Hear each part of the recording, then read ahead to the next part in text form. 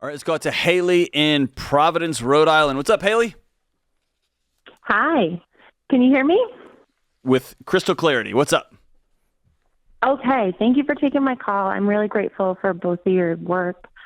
Okay. My question is, should we remain in a house, but our budget would be like razor thin for the next 12 to 15 years? So here's my question. You absolutely 100% know the answer to that. So what is the thing going on inside your soul that makes coming to that realization and then doing what you have to do so challenging? So the challenge is that the market is so uncertain, and I don't think that we could take a leap we would want to downsize the size and the scale of our home, but it doesn't seem like the numbers are making sense.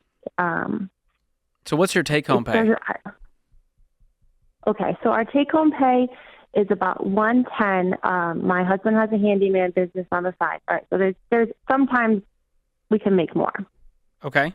And what's your mortgage? Okay, so the mortgage is $2,500 right now. $1,000 of it is covered by my mom. I've been her caretaker. We built her an in-law, and she's declining. She needs a facility care, and we don't feel comfortable without her rent covering this, like the size, the utilities, the upkeep of the house. Well, based on what you told me, your mortgage is about 27% of your take-home pay. Yeah. The numbers here don't scream fire to me. So where is the actual problem? Do you guys have other piles of debt hanging around? We just have my car, which we're working on paying off. But I guess where I'm at is that the amount of like replacing the deck, replacing the windows, that number for us takes away from like time with our family to cover. I feel like we're too thin. Well, those are one-time repairs that we can do over a period of time. That's not a monthly expense. So if we just set a small sinking fund, let's say, $400 a month, that's about $5,000 a year goes towards home repairs. Would that solve this problem? I just feel like there's other pieces here because you guys make $10,000 a month. Yeah, there's something. Your mortgage is $2,500. Where's the other this house? $7,500 going? Do you just want to not live in this house anymore? Well, the house is hard on us. Yeah, and maybe it's not exactly $10,000 a month. That's on those are good weeks with handyman stuff.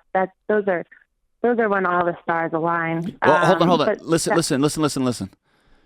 Sure. You don't need any permission to move. Okay. But how do we know where we're gonna go? Go rent a house. Go rent a house. What's the fears underneath all of this? What's wrong with you going to rent somewhere for a year? So if we were to rent, it would be about the same price point that we're paying now. But you said the big issue was that you don't want to do all the repairs and you're paying for all these things and it's stressing you guys out. You're describing to us a pot of boiling water and you're in it and we're telling you to jump out and you're like, yeah, but it's hot over there and it's cold over there. And so we're like, you're painting this picture that you can't win. And I just don't buy it. There's got to be another solution. It's not going to be a comfortable one, but there's got to be a solution. You just circled the wagons on yourself and you have nowhere to go. Right. Yeah, that's where, yeah. Okay. I think you guys need to do a written monthly budget, and you need to figure out what your low months are, what your normal months are, what your high months are, and start planning for those low months. And everything that's gravy on top, we can set aside. Do you have an emergency fund right now? We do. We have 3 months. Okay. So that should give you a level of peace, that if something goes down, we have an emergency fund to cover it.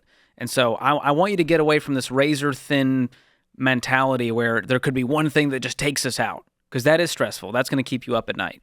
And let me tell you this, it's not uncommon when someone you love is hurting and struggling and you are seeing end-of-life transitions happen right before you. You're a part of them. It's almost surreal. The decisions you're having to make, the conversations you're having, the documents you're signing.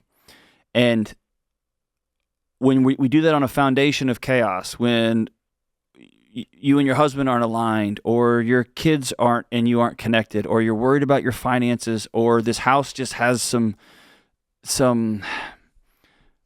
memories in it that you're ready to move on from, your body will just start sounding the alarms, and it's going to make everything around you feel like it's the end of the world. You're going to feel pegged into a corner, boxed into a corner that you can't get out of, and it's just simply not true. You just got to turn the lights on. And so some of this is going to be solved by you sitting down and grieving the fact that your mom's moving from your home, possibly to her last place that she's ever going to live. And that stinks, and that's hard, and it's heartbreaking, and it's sad, and it's something to be grieved. And you and your husband may have had a cool house, and y'all had all these dreams of fixing it up and doing it all nice, and it's just become a nightmare. Even though financially it works out, that's okay. But just grieve that we had this picture in our head. We thought it was going to be this, and now it's going to be something else. And I'll tell you, the year me and my wife sold our house, I actually had to bring a check to closing because we sold it at a loss. And we moved into a dorm, a two-bedroom apartment with a toddler, just to let the smoke clear, to pay our debts off, and to recalibrate our marriage and our life and all that stuff. It's the best year. It's the best investment we ever made. It changed our life in a bunch of different ways. It revealed some chaos that has taken years to heal from, but it was worth it. And for others, just running from your house, great. Your problems and your challenges and your grief is going to go with you. So that may not be the solution here, but it sounds like you're just circling these challenges instead of sitting down at a kitchen table with your husband and a yellow pad and a pen and just saying, we can't run from these storms. We can't run from the smoke. We got to head straight in. Does that sound right? Yeah, that sounds right.